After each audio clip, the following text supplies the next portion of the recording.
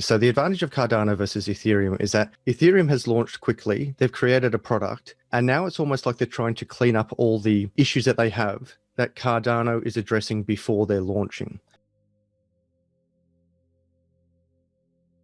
It's almost like the analogy that I give on my channel is that Cardano is coming in, making sure that the foundation is completely rock solid, all the plumbing is in place, all the electrical lines are in, all the clearances are in before they actually build the house. Where in contrast, Ethereum sort of built the house before trying to get all those foundations in place. And now they've got a bigger challenge with trying to clear that up. Is that a fair analogy? And if not, why is Cardano going to be, in your opinion, so much more successful than Ethereum? So one of the things about wisdom is that you tend to invent the safety belt after you invent the car. And you don't just proactively say, hey, it's a good idea to put a safety belt in. What happens is you get in a car accident, you go through the windshield, and you're like, boy, we should do something about that. So Ethereum and Bitcoin were much smaller systems in a much smaller economy when they came out. So there was no value at risk. We raised $18 million for Ethereum. We were like, wow, if we can get to $100 million cryptocurrency and get, a few thousand people building cool stuff, it's successful, huzzah. And now it's a $130 billion ecosystem. So there's a fundamental difference between where it began to where it's at.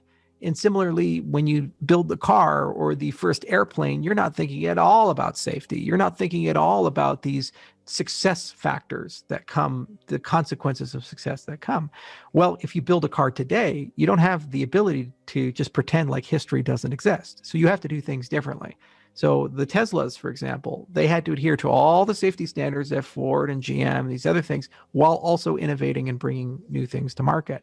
So we recognized very early on that there were a lot of issues with consensus design, especially if you plan on scaling with proof of work in the way that Bitcoin and Ethereum were using it. So we needed a fundamentally different way of doing consensus. And even Vitalik agrees with that, which is why F2 exists, and they're trying to clean this stuff up.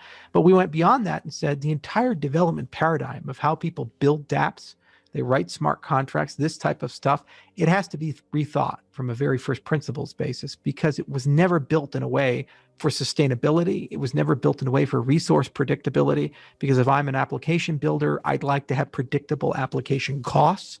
Could you imagine a web host who's like, well, maybe I'll charge you $500 today for your app, and then tomorrow maybe it'll be $5,000, and then the next day it'll be $5 here.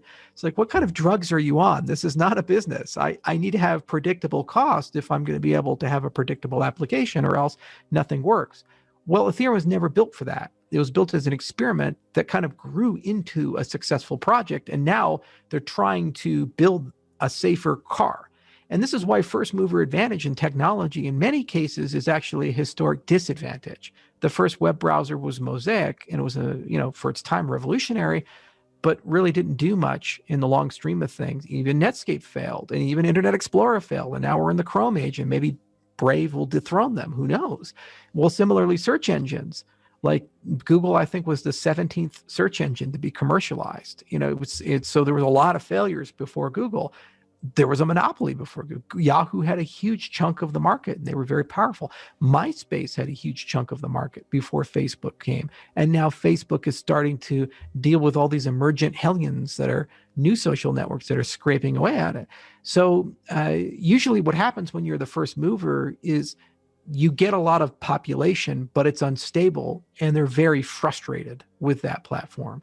And you're covered with lots of scars and legacy design decisions and other such things. And as a consequence, you can't, it's like holding sand in your hand. It slips through your fingers, and it's really, really hard to keep your lead.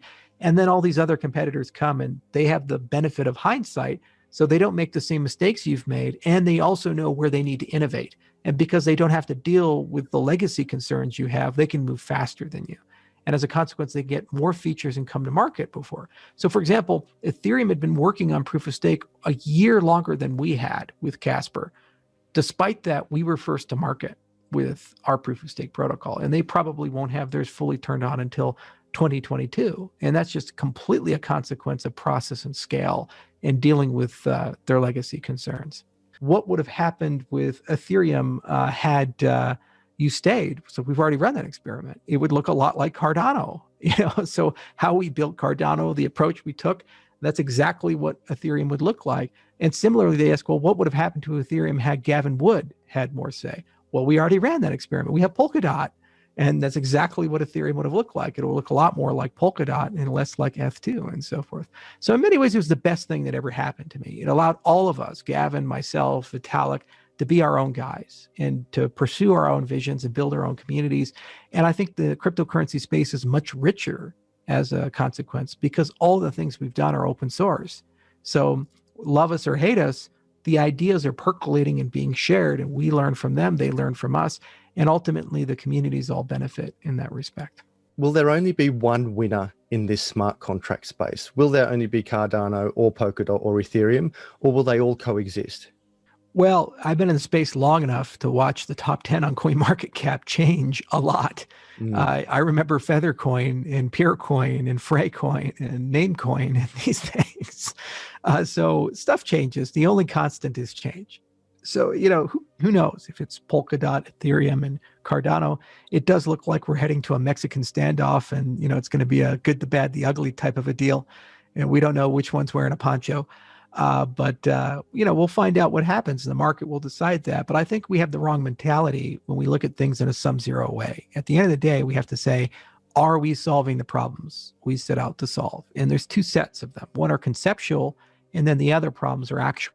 So the conceptual problems are convincing people that you can run governance, you can run systems in a fundamentally different way.